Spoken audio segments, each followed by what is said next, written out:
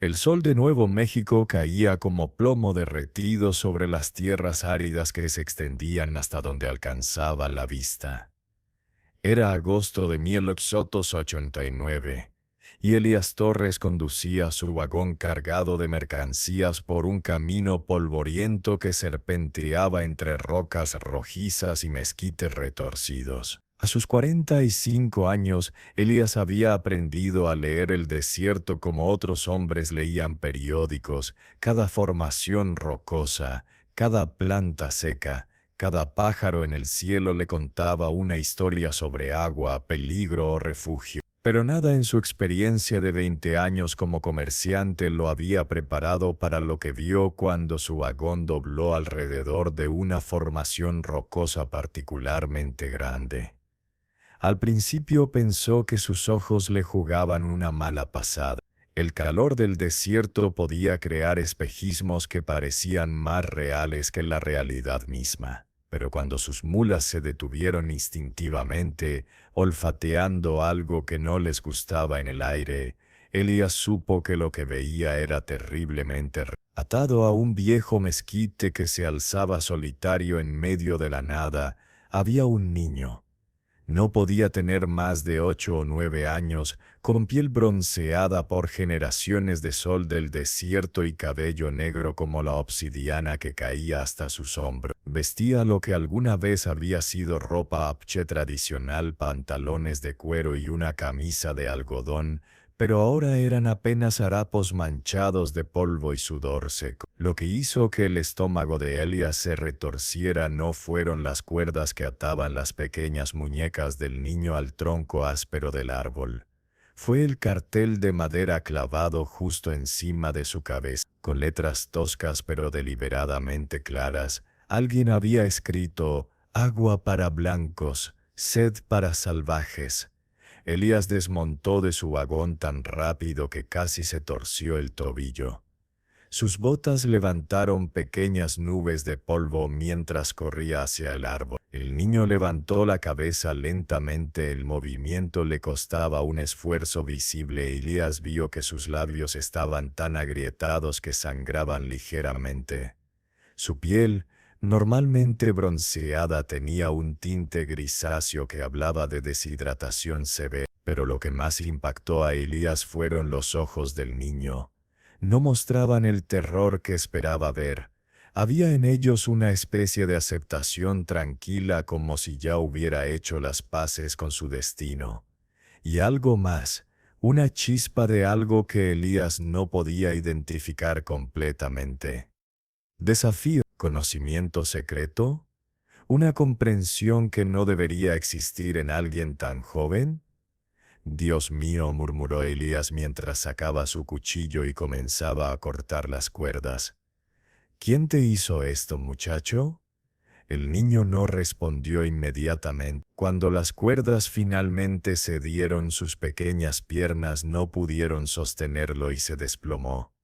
Elías lo atrapó antes de que golpeara el suelo, sorprendido por lo liviano que era, demasiado liviano, como si estuviera hecho de ramas secas en lugar de carne y hueso. Agua, fue lo único que el niño logró susurrar, su voz apenas audible como el roce de papel viejo. Elías corrió de vuelta a su vagón y regresó con su cantimplora más grande. Despacio, advirtió mientras sostenía la cantimplora en los labios agrietados del niño. Si bebes muy rápido te enfermarás. El niño bebió con una disciplina que impresionó a Elías. Pequeños sorbos controlados, pausas para respirar, nunca bebiendo más rápido de lo que su cuerpo podía procesar. Era el tipo de conocimiento que venía de generaciones de vivir en el desierto, de entender los límites del cuerpo humano en condiciones extremas. Después de varios minutos, algo de color volvió a las mejillas del niño. Se las arregló para sentarse por sí mismo, aunque aún temblaba ligeramente. Cuando finalmente habló, fue en un inglés claro pero con el acento melódico del apache que había aprendido su lengua materna primero. Soy Takoda, dijo simplemente. Significa amigo de todos en mi lengua. Mi abuelo dice que me pusieron ese nombre porque nací durante una tormenta que trajo agua después de una sequía larga. Dice que soy un puente entre la sed y la abundancia. Elías se sentó en el polvo frente al niño estudiándolo con una mezcla de compasión y curiosidad creciente. ¿Quién te ató aquí, Takoda? ¿Cuánto tiempo has estado así? Los ojos del niño se oscurecieron, no con miedo sino con algo más profundo. Los hombres del Señor que robó nuestra agua. 2 noches, 2 días. Querían que fuera ejemplo para mi pueblo. Querían que aprendiéramos que ya no somos dueños de la tierra donde nacieron nuestros abuelos y los abuelos de nuestros abuelos. ¿Robaron tu agua? Elías frunció el ceño. ¿Qué quieres decir? Takoda señaló hacia el este donde una formación montañosa se alzaba contra el cielo que comenzaba a teñirse de naranja. Nuestra tierra está allí. Durante generaciones el río de las lágrimas plateadas ha corrido desde esas montañas, dando vida a nuestros cultivos, agua a nuestros animales, bebida a nuestros niños. Pero hace 6 lunas, hombres blancos vinieron con máquinas grandes que rugían como bestias de hierro. Construyeron un muro de piedra y madera río arriba. Ahora el agua ya no llega a nuestra tierra. Nuestros cultivos se secan. Nuestros animales mueren de sed. Los ancianos enferman porque no hay suficiente agua para todos. La indignación comenzó a arder en el pecho de Elías. Había escuchado historias de colonos, sin escrúpulos que desviaban ríos para sus propios propósitos, condenando a comunidades enteras a la sequía y el hambre. Pero escucharlo de primera mano, ver resultado directo en este niño que había sido dejado para morir como advertencia, hizo que la injusticia fuera casi insoportable. ¿Y tu familia? Preguntó Elías gentilmente. ¿Dónde están? Por primera vez, algo parecido a emoción cruzó el rostro de Takoda. Mi abuelo Onobi es el guardián del agua de nuestro pueblo. Él conoce todos los secretos de las fuentes subterráneas, todos los lugares donde la madre tierra guarda su sangre líquida. Los hombres blancos lo buscaban especialmente a él porque sabían que con su conocimiento nosotros podríamos sobrevivir incluso sin el río. Pero él escapó hacia las montañas con algunos de los nuestros. Mi abuela Kaya se quedó atrás con los niños más pequeños y los ancianos demasiado débiles para huir. Takoda hizo una pausa, sus pequeñas manos cerrándose en puños. Yo traté de encontrar las fuentes escondidas que mi abuelo me había mostrado. Pensé que podría traer agua de vuelta para mi abuela y los demás. Pero los hombres del patrón me encontraron. Dijeron que era ejemplo perfecto. Un niño apache que se atrevía a buscar agua en tierra que ya no nos pertenecía. Me trajeron aquí, me ataron a este árbol y pusieron ese cartel para que todos los que pasen sepan lo que les pasa a los indios que no aceptan su lugar. La manera en que Takoda contaba su historia sin autocompasión, con una claridad casi clínica, perturbaba a Elías profundamente. Era como si el niño hubiera tenido que crecer décadas en cuestión de semanas, dejando atrás cualquier rastro de inocencia infantil. ¿Sabes quién es responsable de todo esto?, preguntó Elías. El nombre del patrón que construyó la presa, don Sebastián Villarreal, respondió Takoda. Y había un peso en cómo pronunció el nombre, como si las sílabas mismas fueran venenosas. El hombre más rico de todo el territorio. Dice que compró la tierra legalmente, que tiene papeles firmados por el gobierno que le dan derecho al agua. Pero mi abuelo dice que esos papeles son mentiras escritas en lengua de serpiente. Dice que la tierra no puede ser comprada más de lo que se puede comprar el cielo o el viento. Dice que los papeles del hombre blanco no cambian la verdad que la madre tierra conoce. Elías había escuchado el nombre de Villarreal antes. Todo comerciante que trabajaba en este territorio conocía a don Sebastián. un español que había llegado 20 años atrás con fortunas hechas en México y había comenzado a comprar tierra como si estuviera coleccionando piedras de colores. Pero comprar tierra era una cosa, condenar a muerte a comunidades enteras por desviar su agua era algo completamente diferente. Si te gusta esta historia, no olvides seguirme y activar la campanita. Cada día subo una nueva historia. Cuéntame en los comentarios qué piensas hasta ahora. ¿Necesitas comida?, dijo Elías, decidiendo que las preguntas podían esperar hasta que el niño estuviera más fuerte. ¿Y necesitas descansar? Tengo un campamento a unas millas de aquí cerca de un pozo que conozco. Te llevaré allí. Pero cuando Elías trató de levantar a Takoda, el niño lo detuvo con una mano sorprendentemente firme en su brazo. Espere, dijo urgentemente. Antes de irnos necesito mostrarle algo importante que descubrí antes de que me capturara. Puede esperar hasta que no puede esperar, interrumpió Takoda con una intensidad que hizo que Elías se detuviera. Si espera, mi pueblo morirá. Ya hay niños enfermos. Los ancianos están demasiado débiles para caminar. Necesitan agua ahora, no mañana. Elías estudió el rostro del niño viendo una determinación que iba más allá de su edad. ¿Qué es lo que necesitas mostrarme? Takoda señaló hacia una formación rocosa a unos 100 yardas de distancia. Allá, hay señales que mi abuelo me enseñó a leer. Señales que muestran donde la madre tierra guarda su agua más profunda. Si tengo razón sobre lo que vi, hay suficiente agua allí para salvar a mi pueblo hasta que podamos recuperar nuestro río. A pesar de su debilidad, Takoda se puso de pie con determinación terca. Elías lo siguió, manteniendo su mano cerca en caso de que el niño se tambaleara. Mientras caminaban, el comerciante notó algo extraordinario. Takoda se movía a través del desierto con una gracia que contradecía su estado debilitado. Sus pies descalzos encontraban los mejores puntos para pisar, evitando instintivamente rocas sueltas y áreas de arena suave que podrían hacerlo tropezar.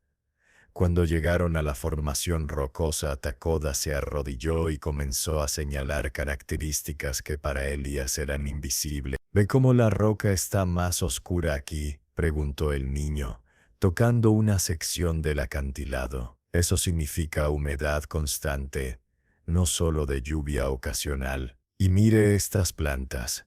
Señaló algunos arbustos resistentes que crecían en grietas aparentemente imposibles. Son del tipo que solo crece donde hay agua subterránea cerca de la superficie. Elías se arrodilló junto al niño, impresionado por el nivel de detalle que Takoda podía leer en el paisaje. Era como si el desierto fuera un libro escrito en un idioma que solo algunos podían entender, y este niño de 8 años era un lector experto. Mi abuelo me enseñó que la tierra habla constantemente, explicó Takoda mientras continuaba su inspección. Pero hay que saber escuchar con todos los sentidos, no solo los oídos. Esta roca, por ejemplo, tocó una piedra grande cerca de la base. Acantilado, está más fría que las otras, incluso bajo el sol directo. Eso significa que hay agua fluyendo debajo, enfriando la piedra desde abajo. Para demostrar su punto, Takoda puso la mano de Elías sobre la roca. Efectivamente, estaba notablemente más fresca que las rocas circundantes. El comerciante sintió un escalofrío que no tenía nada que ver con la temperatura. Si cavamos aquí, continuó Takoda con creciente excitación, encontraremos un río subterráneo. No es tan grande como el río de las lágrimas plateadas, pero es suficiente. Mi abuelo habló de este lugar en las historias antiguas. Lo llaman el río escondido del hermano menor. Dice que nuestros ancestros lo usaban cuando el río principal se secaba durante las grandes sequías. Elías se quedó en silencio por un largo momento, procesando lo que estaba escuchando. Si el niño tenía razón, esto podría cambiar todo. Pero había un problema obvio.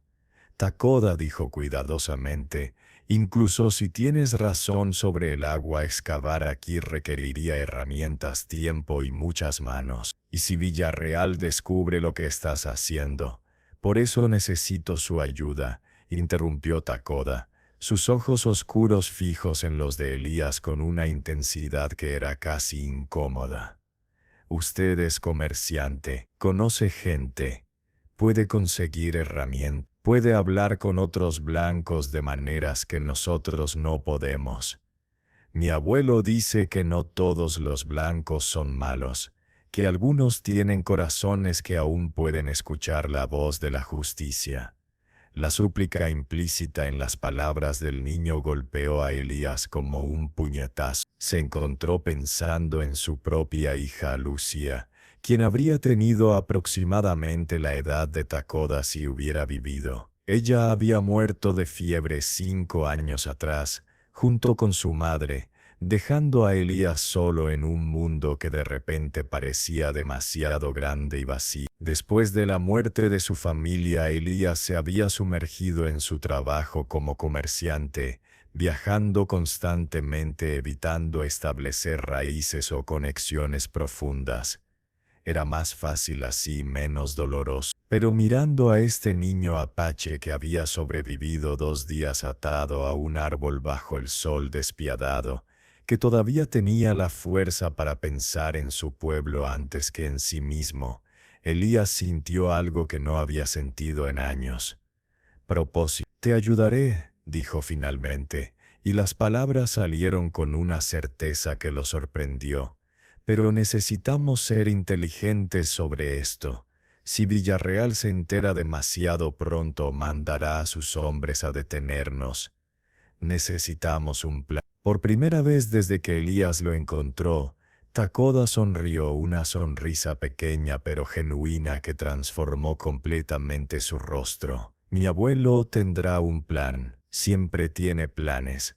Solo necesitamos encontrarlo. Durante los siguientes 2 días, Elías y Takoda se movieron cuidadosamente por el territorio, evitando las rutas principales donde los hombres de Villarreal patrullaban regularmente. El niño demostró ser un guía invaluable, conociendo cada cueva escondida, cada fuente de agua secreta, cada sendero que los colonos habían pasado por alto. Pero lo que más impresionó a Elías fue la relación casi mística que Takoda parecía tener con la vida salvaje del desierto. Conejos que normalmente huirían al menor sonido se quedaban quietos cuando el niño pasaba cerca, como si lo reconocieran como algo diferente de otros humanos. Aves rapaces volaban en círculos sobre ellos, y Takoda explicaba que estaban mostrando el camino hacia agua o advirtiendo sobre peligros adelante. Los animales son nuestros hermanos mayores, explicó Takoda una noche mientras acampaban bajo un cielo sembrado de estrellas. Ellos estaban aquí primero, aprendieron los secretos de la tierra antes que nosotros.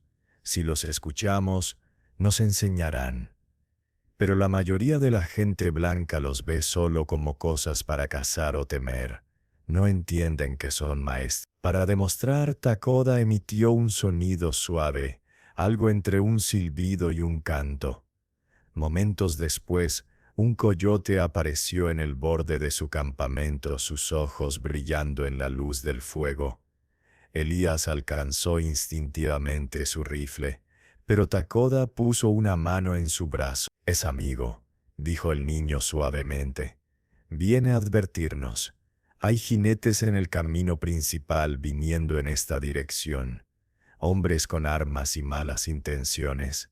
El coyote hizo un sonido bajo, casi como un gruñido, pero no exactamente amenazante, y después desapareció en la oscuridad. Elías se quedó mirando el lugar donde el animal había estado, no muy seguro de si creer lo que había visto. ¿Cómo? Comenzó, pero Takoda ya estaba apagando su fuego. No hay tiempo para explicar, dijo el niño urgentemente.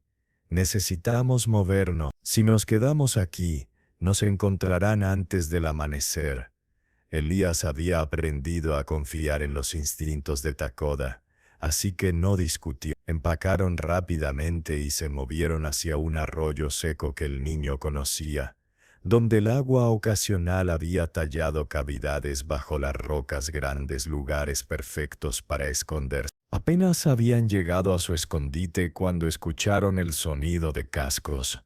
Desde su posición oculta, Elías observó pasar a una docena de jinetes, sus antorchas creando sombras danzantes en el paisaje nocturno. Los reconoció por las bandanas rojas que todos llevaban. La marca de los hombres de Villarreal. Están buscándote, susurró Elías después de que los jinetes pasaran. Alguien debe haber encontrado el árbol vacío y reportado que escapaste. No me buscan solo a mí, respondió Takoda, su voz más sombría de lo que Elías había escuchado antes. Buscan a cualquiera de mi pueblo. Don Sebastián dijo que cada apache que encuentren será ejemplo. Dice que somos obstáculos para el progreso, que la tierra será más valiosa sin nosotros en ella.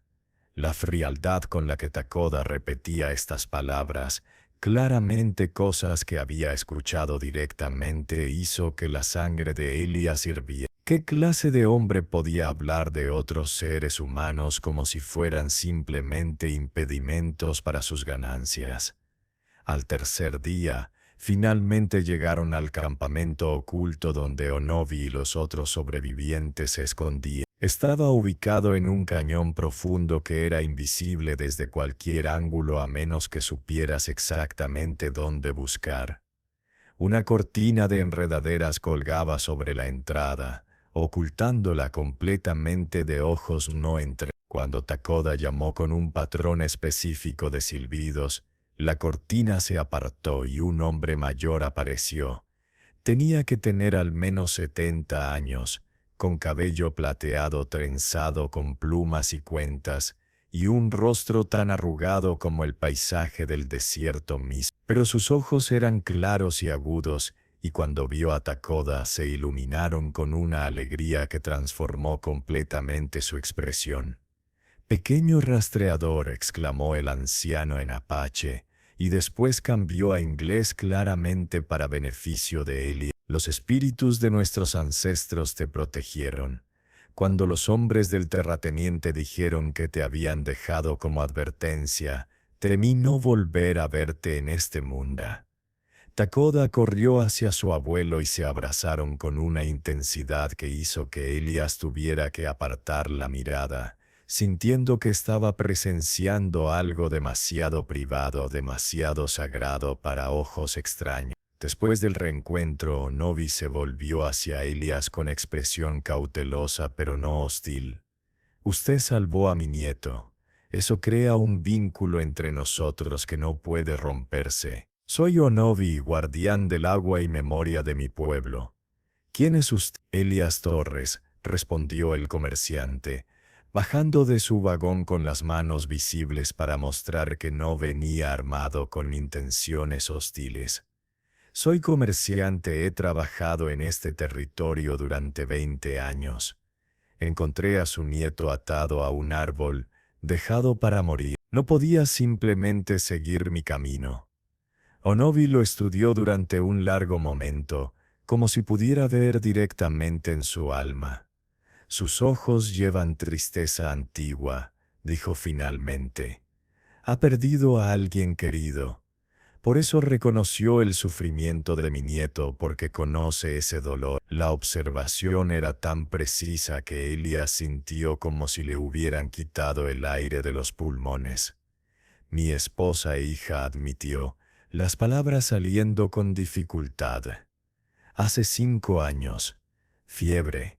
Entonces entiende por qué lucho para mantener vivo a mi pueblo», dijo Onobi con gentileza. «El dolor de perder familia es el mismo para todos los hombres, sin importar el color de su piel o el idioma de sus oraciones».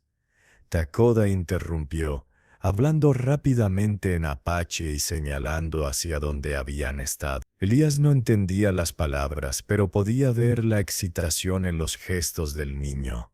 Onovi escuchaba atentamente, su expresión cambiando de curiosidad a sorpresa y finalmente a algo que podría haber sido esperanza cautelosa. Mi nieto dice que encontraste el río escondido del hermano menor, tradujo Onovi mirando a Elias con nueva intensidad. Dice que las señales son claras, que hay agua suficiente allí para salvar a nuestro pueblo. Eso es lo que Takoda cree, respondió Elías cuidadosamente. Yo no sé leer la tierra como él, pero parecía muy seguro. Onovi asintió lentamente. Takoda tiene el don. Desde que era muy pequeño podía encontrar agua donde otros no veían nada. Los espíritus hablan a través de él mostrándole secretos que la tierra guarda. Si él dice que hay agua, entonces hay agua.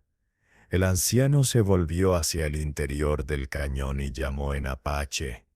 Varios adultos aparecieron, hombres y mujeres de diversas edades, todos mostrando señales de hambre y sed, pero manteniendo una dignidad que impresionó profundamente a Eli. Necesitamos consejo, anunció Onovi en inglés, claramente para que Elías pudiera seguir la conversación. El río escondido puede salvarnos, pero excavarlo tomará tiempo y fuerza. Y don Sebastián no nos dejará hacerlo en paz una vez que se entere. Una mujer mayor que Elías supuso era Kaya, la abuela de Takoda. Habló con voz firme a pesar de su evidente debilidad. Entonces debemos hacerlo rápido. Algunos de nosotros podemos cavar mientras otros mantienen vigilancia. Los niños pueden correr mensajes. Todos tienen un papel, pero necesitamos herramientas, señaló un hombre joven con cicatrices de batalla en sus brazos. Palas, picos, cubetas. No podemos excavar roca con manos desnudas. Yo puedo conseguir herramientas, ofreció Elías antes de pensarlo completamente. Tengo contactos en varios pueblos. Puedo traer lo que necesiten sin levantar sospechas.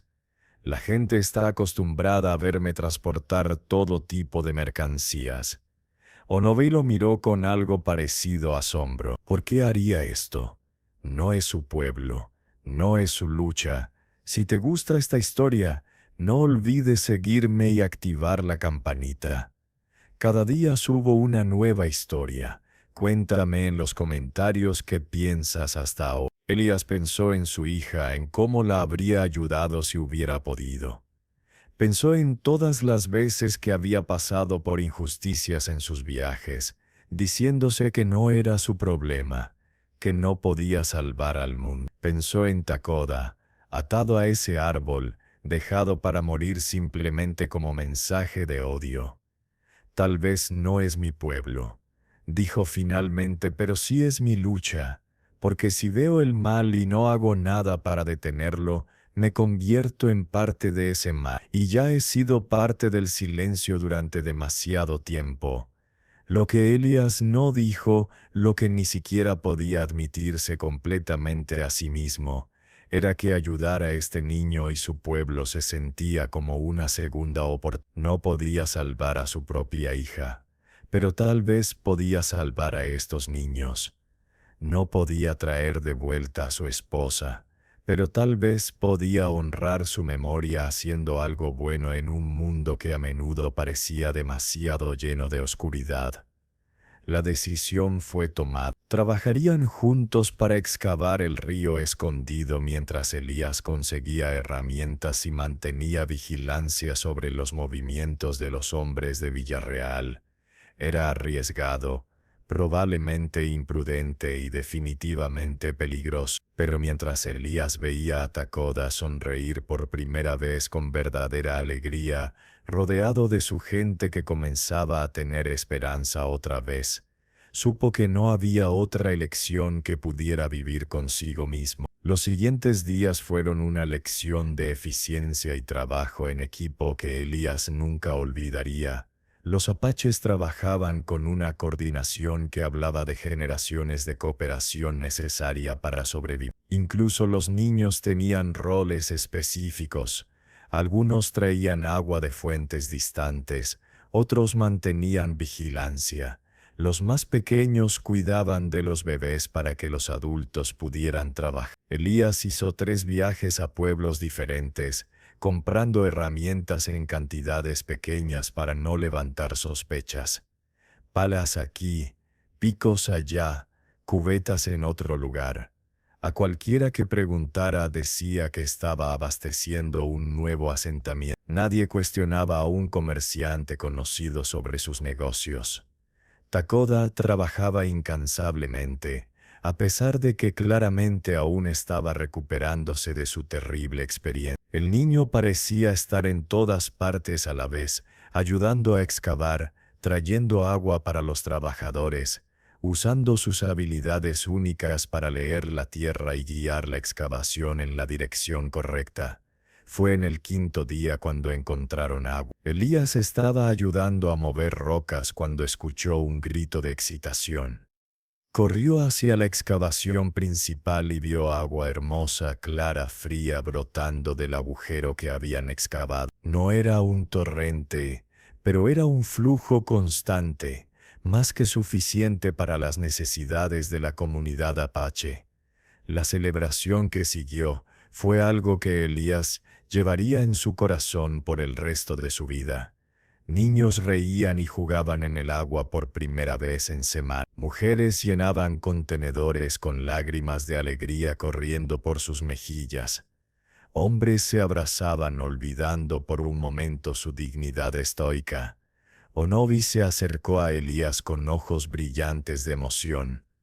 «Ha dado vida a mi pueblo», dijo simplemente. «Eso es un regalo que nunca puede ser pagado completamente». Pero Takoda, incluso en medio de la celebración, mantenía una expresión preocupada. Cuando Elías le preguntó qué pasaba, el niño señaló hacia el horizonte donde el sol comenzaba a ponerse. «Don Sebastián se enterará pronto», dijo Takoda. «Sus hombres patrullan constantemente. Cuando descubra que tenemos agua otra vez, vendrá a quitárnosla, o intentará destruir esta fuente como destruyó nuestro río». El niño tenía razón, y todos lo sabían. Este era solo el comienzo de una lucha mucho más grande. Pero por ahora, por esta noche, tenían agua, tenían esperanza y tenían un aliado inesperado en un comerciante que había redescubierto que algunas cosas valían más que el oro, cosas como la justicia, la compasión y la dignidad humana. Mientras las estrellas comenzaban a aparecer en el cielo oscurecido, Elías se sentó junto a Takoda en el borde del cañón, observando a la comunidad apache celebrar su victoria temporal. «¿Qué haremos cuando vengan?», preguntó Takoda en voz baja. «Pelearemos», respondió Elías con una convicción que lo sorprendió. «Pero no con armas. Pelearemos con la verdad, con la ley, con todo lo que tengamos». Takoda asintió lentamente. «Mi abuelo dice que la verdad siempre gana al final, pero a veces el camino hasta el final es muy largo y muy difícil. Entonces caminaremos ese camino juntos», dijo Elías, poniendo una mano en el hombro del niño. «Tú, yo, tu pueblo, juntos». En la distancia un coyote aulló, el mismo que los había advertido noches atrás. Takoda sonrió. «Nuestro hermano mayor dice que se avecina tormenta», tradujo. «Pero también dice que después de cada tormenta la tierra se renueva». Elías miró al niño con una mezcla de asombro y respeto creciente. En solo una semana, Takoda había pasado de ser un niño atado a un árbol dejado para morir a ser la esperanza viviente de su pueblo. Y de alguna manera en el proceso había despertado algo en Elías que había estado dormido desde la muerte de su familia, el deseo de luchar por algo más grande que él mismo. La tormenta que Takoda predijo llegó más rápido de lo esperado. 2 días después del descubrimiento del agua, uno de los vigías apache corrió al campamento con noticias devastadoras. «Jinetes, al menos 20 hombres con bandanas rojas, vienen directo hacia aquí. Onovi no pareció sorprendido. Don Sebastián tiene espías en todas partes. Era solo cuestión de tiempo antes de que descubriera nuestra fuente de agua. Entonces nos esconderemos, sugirió Kaya urgentemente. Como hemos hecho antes. No, dijo Takoda con una firmeza que hizo que todos se volvieran hacia él. Escondernos solo retrasa lo inevitable. Si huimos ahora, volverán y destruirán la fuente. Necesitamos quedarnos y defender nuestro derecho al agua. Un niño no debería hablar en consejos de guerra, murmuró uno de los hombres mayores, pero Onovi levantó una mano. Takoda lleva la sabiduría de los espíritus. Habla, pequeño rastreador. ¿Qué propones? El niño miró a Elías. El comerciante blanco puede hablar con ellos. Puede usar palabras que ellos entenderán, palabras de leyes y papeles. Si yo hablo, no me escucharán porque ven solo a un niño salvaje, pero a él lo escucharán porque es uno de ellos. Elías sintió el peso de todas las miradas sobre él. No sé si tengo las palabras correctas, admitió. No soy abogado ni político. No necesita palabras elegantes, respondió Takoda. Solo necesita verdad, y la verdad es simple. Esta agua no le pertenece a don Sebastián. Pertenece a la tierra, y la tierra la comparte con todos los que la respetan. Cuando los jinetes llegaron, fueron recibidos no por un campamento vacío, sino por una comunidad apache organizada y un comerciante blanco parado firmemente a su lado. El líder del grupo era un hombre que Elías reconoció, Ricardo Villarreal, el hijo de don Sebastián. Tenía unos 30 años con bigote negro perfectamente recortado y ojos que mostraban la arrogancia de quien nunca había sido negado nada en su vida. Vaya, vaya, dijo Ricardo con una sonrisa cruel. El comerciante Torres. ¿Qué hace un hombre respetable como usted mezclándose con salvaje? Estoy ayudando a personas inocentes a acceder a agua que es legítimamente suya, respondió Elías, manteniendo su voz firme a pesar del miedo que sentía. Ricardo se rió, un sonido sin humor. Suya, esta tierra pertenece a mi padre. Tiene los documentos que lo prueban. Todo lo que está en esta tierra, incluyendo el agua, es propiedad de la familia Villarreal. Fue entonces cuando Takoda dio un paso adelante. El niño caminó directamente hacia Ricardo sin mostrar miedo, sus ojos oscuros fijos en el hombre a caballo. Tus papeles son mentiras, dijo Takoda con claridad que cortó el aire como cuchillo. Mi abuelo tiene los papeles verdaderos, los que muestran que esta tierra fue dada a nuestro pueblo por el gobierno hace 2 generaciones, los que tu padre escondió cuando compró a los hombres del gobierno para que escribieran nuevos papeles con su nombre. La expresión de Ricardo cambió de arrogancia a furia en un instante. ¿Te atreves a acusar a mi padre de fraude? Eres solo un niño salvaje que no sabe nada de leyes civilizadas. Sé de verdad, respondió Takoda sin retroceder. Y la verdad es que tu padre robó nuestra tierra igual que robó nuestra agua, pero el robo no se convierte en propiedad legítima solo porque escribas papeles mintiendo sobre él.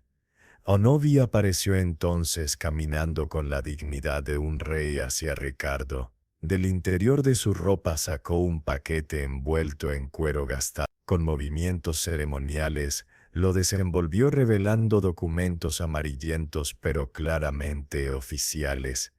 Tratado de 151, dijo Onovi en inglés claro. Firmado por el gobierno de los Estados Unidos. Garantiza a mi pueblo estos territorios a perpetuidad, incluyendo los derechos al agua del río de las lágrimas plateadas y todas las fuentes subterráneas dentro de nuestros límites.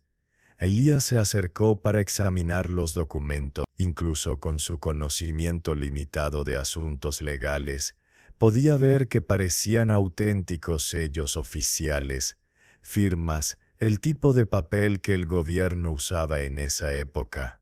Ricardo palideció visiblemente. Esos son falsificaciones. Mi padre investigó completamente antes de comprar. No había ningún tratado vigente. Tu padre mintió, dijo Takoda simplemente. O los hombres que le vendieron la tierra mintieron. De cualquier manera, nuestros papeles son más antiguos que los suyos. Y la ley dice que los tratados con las naciones indígenas son sagrados. La ley, escupió Ricardo con desprecio, es lo que los hombres con poder dicen que es. Y mi padre tiene más poder en este territorio que todos ustedes juntos. Fue entonces cuando Elías tomó la decisión más valiente de su vida. Entonces llevaremos esto a un poder más alto, al gobierno federal, a los periódicos, al mundo entero si es necesario. Ricardo lo miró con ojos entrecerrados. Usted está cometiendo un grave error, Torres. Mi padre ha sido generoso con usted en el pasado. Le ha dado buenos contratos, acceso a sus tierras. Todo eso terminará si continúa este camino. Que termine, respondió Elías con una calma que no sabía que poseía. Hay cosas más importantes que los contratos, como asegurarme de que puedo mirarme en el espejo cada mañana. La confrontación podría haber escalado a violencia si no fuera por algo extraordinario que sucedió en ese momento. Un águila enorme con alas que parecían abarcar el cielo, descendió en picada y se posó en una roca directamente entre los dos grupos. El ave miró a Ricardo con ojos dorados que parecían ver directamente en su alma. Después emitió un grito que resonó por todo el cañón. Los caballos de los hombres de Villarreal se encabritaron asustados por la presencia del ave de presa. Varios jinetes lucharon por mantener el control de sus monturas. El águila permaneció inmóvil como un centinela guardando el campamento apache. «Es señal», murmuró Takoda con asombro. «El espíritu del águila nos protege. Nos dice que la justicia está de nuestro lado». Incluso Ricardo parecía perturbado por la aparición del águila. Sus hombres murmuraban nerviosamente, haciendo señales de protección que habían aprendido de sus propias abuelas supersticiosas. «Esto no termina aquí», declaró Ricardo finalmente retirando a sus hombres. «Mi padre sabrá de esto, y cuando sepa vendrá con más hombres, con la ley de su lado. Veremos entonces quién tiene razón». Mientras los jinetes se alejaban, el águila permaneció en su roca durante varios minutos más, como asegurándose de que realmente se fuera. Después, con un último grito, desplegó sus alas masivas y se elevó hacia el cielo. «Nunca había visto algo así», admitió Elías, aún temblando por la adrenalina y el asombro. «Los espíritus hablan cuando necesitan ser escuchados», explicó Onobi. «El águila es mensajero entre la tierra y el cielo. Su aparición significa que los ancestros están con nosotros en esta lucha». Los días siguientes fueron de preparación febril. Onobi envió mensajeros a otras bandas apache, pidiéndoles que trajeran sus propios documentos de tratado. Elías viajó a Santa Fe, la capital territorial, donde conocía a un periodista que podría estar interesado en la historia. Fue durante uno de estos viajes que Elías descubrió algo que cambiaría todo. En los archivos de la Oficina Territorial de Tierras, encontró registros que mostraban que don Sebastián había comprado la tierra no directamente del gobierno, sino a través de un intermediario, un hombre que resultó ser su propio hermano bajo un nombre falso. «Es fraude, claro», le dijo a Elías el periodista, un hombre joven llamado Thomas Wright. «Si puedes probar que la venta fue fraudulenta, todo lo que Villarreal construyó sobre esa tierra, incluyendo su presa, se vuelve ilegal. ¿Puedes publicar esto?, preguntó Elías. Tomás vaciló. Don Sebastián tiene muchos amigos poderosos. Podría destruir mi carrera. Incluso podría hacerme arrestar bajo cargos inventados. Pero es la verdad. La verdad no siempre es suficiente cuando luchas contra hombres con ese tipo de poder. Elías entendía el miedo del periodista. Él mismo lo sentía cada día. Pero pensaba en Takoda, atado a ese árbol, dejado para morir simplemente como mensaje de odio. Pensaba en los niños apache que habían enfermado por falta de agua. Pensaba en su propia hija y en qué tipo de mundo habría querido dejarle. Si no luchamos cuando importa, dijo Elías en voz baja, entonces ¿cuándo luchamos? Tomás lo miró durante un largo momento. Después asintió lentamente. Tienes razón. Publicaré la historia. Pero necesitarás protección. Una vez que esto salga, Villarreal vendrá tras ti con todo lo que tiene. La protección llegó de un lugar inesperado. Cuando Elías regresó al territorio apache, encontró que la historia se había extendido. Otros colonos, aquellos que también habían sufrido bajo el monopolio de agua de Villarreal, comenzaron a aparecer, ofreciendo apoyo. Si te gusta esta historia, no olvides seguirme y activar la campanita. Cada día subo una nueva historia. Cuéntame en los comentarios qué piensas hasta ahora. Ese hombre nos cobra precios criminales por el agua, dijo un granjero.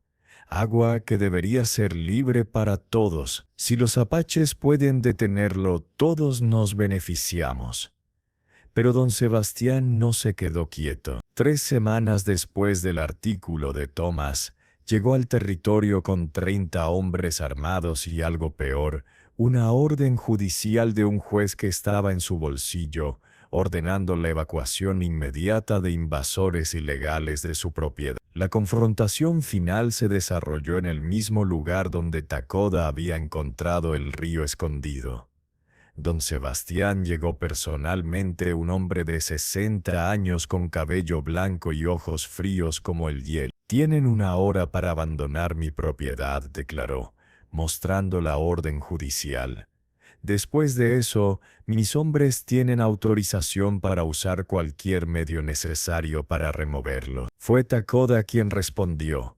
El niño de 8 años parándose frente a un hombre 60 veces más rico y poderoso sin mostrar miedo. Esta no es tu propiedad, dijo Takoda claramente. Tus papeles son mentiras construidas sobre más mentiras, pero incluso si fueran reales, el agua no puede ser poseída. El agua es vida, pertenece a todos los seres vivos. Filosofía salvaje, escupió don Sebastián. Significa nada en corte de ley. Entonces tal vez sus cortes de ley están equivocadas, respondió Takoda. Tal vez necesitan recordar que antes de los papeles y las leyes escritas por hombres codiciosos, había otras leyes, las leyes de la madre tierra que dicen que el agua debe fluir libre, que la vida debe ser respetada, que ningún hombre puede reclamar posesión de lo que el Creador dio a todos. Don Sebastián se rió. Bonito discurso para un niño, pero palabras no detienen balas. Palabras no vencen poder. Mi orden judicial es legal. Mi propiedad está protegida por la ley. Y ustedes son invasores que serán removidos. Fue entonces cuando sucedió algo que nadie, especialmente don Sebastián, esperaba. El cielo, que había estado despejado toda la mañana, de repente se oscureció. Nubes aparecieron de la nada, acumulándose con velocidad imposible. El viento comenzó a soplar con fuerza que hacía difícil mantenerse en pie. Y entonces empezó a llover. No una lluvia suave, sino un diluvio, el tipo de tormenta que el desierto ve tal vez una vez cada década. El agua caía en cortinas tan densas que apenas podían verse entre sí. Los hombres de Villarreal luchaban por controlar sus caballos aterrorizados. La orden judicial que don Sebastián sostenía se empapó y se desintegró en sus manos. Y aún la lluvia continuaba, como si el cielo mismo estuviera llorando por las injusticias cometidas en esta tierra. Takoda levantó su rostro hacia el cielo, dejando que la lluvia lavara su cara. Extendió sus brazos como si abrazara la tormenta.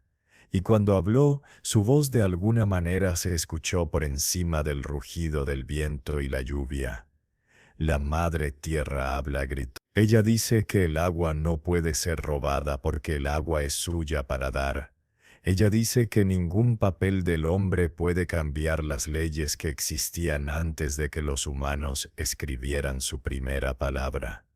Don Sebastián miraba al cielo con expresión que mezclaba furia e incredulidad. «Es solo una tormenta», gritó sobre el viento. «Coincidencia, significado nada».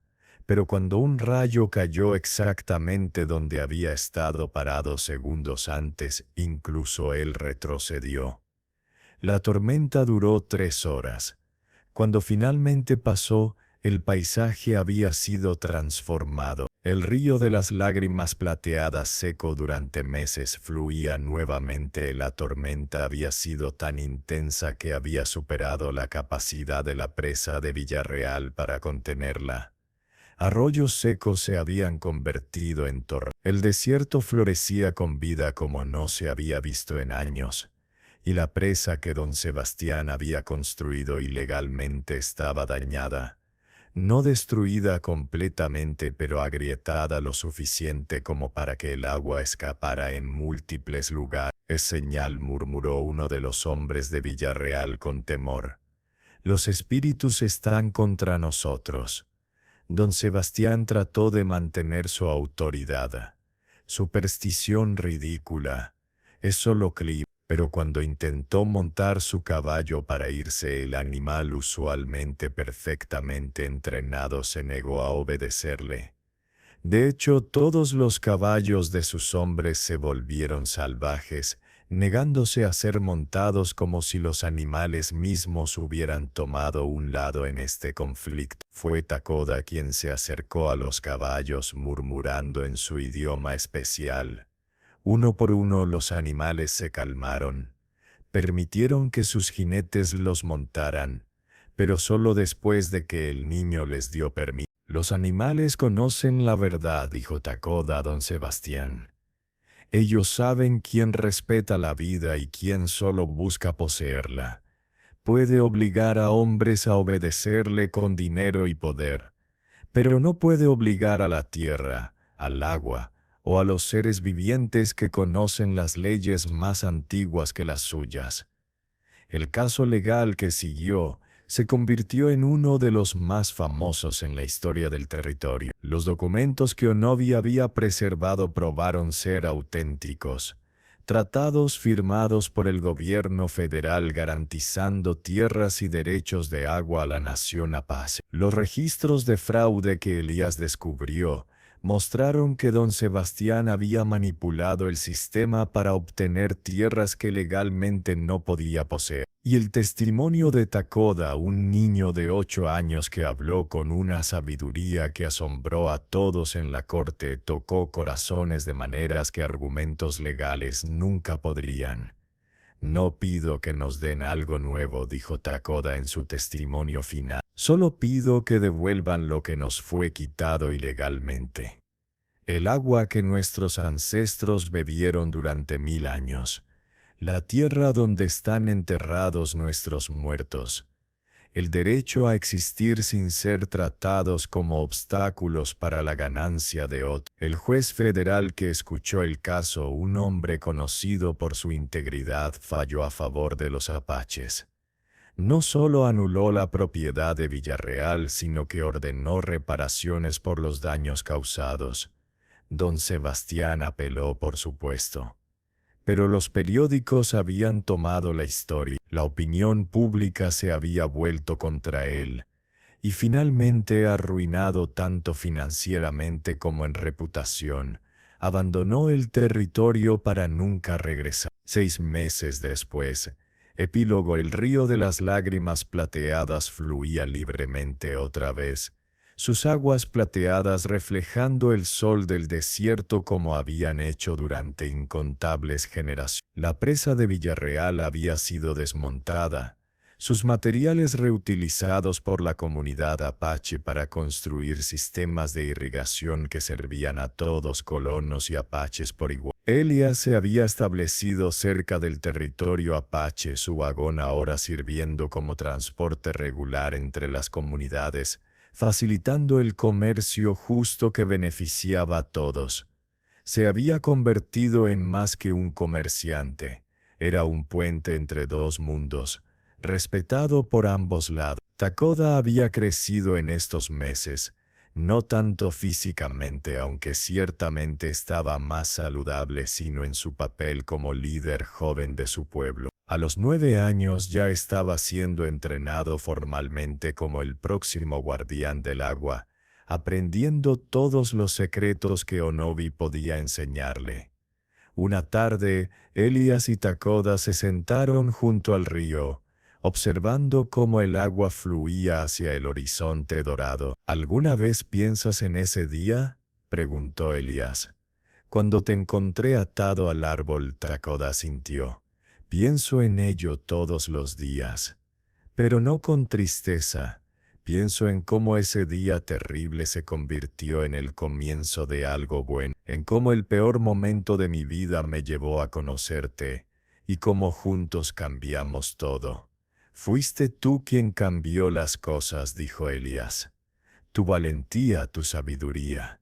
Yo solo ayudé. No, respondió Takoda con la seriedad que había aprendido a reconocer como señal de que el niño estaba a punto de compartir algo profundo. Mi abuelo dice que algunas personas son puestas en nuestro camino cuando más las necesitamos. Dice que los espíritus te enviaron a mí ese día porque ambos necesitábamos salvación. Yo de la muerte y tú del dolor que cargabas desde que perdiste a tu familia. Elias sintió lágrimas en sus ojos. Tu abuelo es sabio. También dice algo más, continuó Takoda. Dice que aunque no compartimos sangre, tú eres mi familia ahora. Y que si estás de acuerdo, le gustaría adoptarte formalmente en nuestra tribu. Darle un nombre apche. Hacerte oficialmente parte de nuestro pueblo. La emoción que inundó a Elias fue tan intensa que apenas podía hablar. Sería un honor más grande de lo que merezco. Te lo has ganado, dijo Takoda simplemente. Arriesgaste todo por nosotros. Nos diste más que agua, nos diste dignidad, justicia, esperanza. Eso te hace apche en todo menos en nombre. Y ahora queremos darte el nombre también. Esa noche, bajo un cielo lleno de estrellas, Onobi realizó la ceremonia de adopción. Elias fue dado el nombre de Nashoba, que significaba lobo solitario que encontró su manada. Era perfecto. Mientras el fuego ceremonial ardía y las canciones apche llenaban el aire nocturno, Elias miró a Takoda, el niño que había salvado, pero que en realidad lo había salvado a él. Gracias, susurró Elias. Takoda sonrió, esa sonrisa que transformaba completamente su rostro. No agradezcas, solo prométeme algo. ¿Qué? Que cuando veas a alguien atado a un árbol literal o metafóricamente, nunca pases de largo. Que siempre tendrás el coraje de detenerte y cortar las cuerdas. Porque nunca sabes cómo un acto de bondad puede cambiar el mundo. Elias puso su mano en el hombro del niño. Lo prometo, por el resto de mi vida lo prometo. En la distancia un coyote aulló, ese mismo que los había guiado y protegido durante su viaje, y si Elias no estaba equivocado, sonaba como aprobación. El río fluía. Las estrellas brillaban, y dos almas que se habían encontrado en el momento de mayor necesidad mutua miraban hacia un futuro lleno de posibilidades que nunca habrían existido si un comerciante no hubiera tenido el coraje de detenerse ante un árbol donde un niño necesitaba ser salvado. Pero ambos sabían la verdad. No estaba claro quién había salvado a quién. Tal vez como tantas cosas en la vida, la salvación había fluido en ambas direcciones como el agua que ahora corría libre, dando vida a todos los que sabían respetar. Fin. Suscríbete ahora y activa las notificaciones. Cada día publico una nueva historia. Déjame tu opinión en los comentarios. Quiero leer.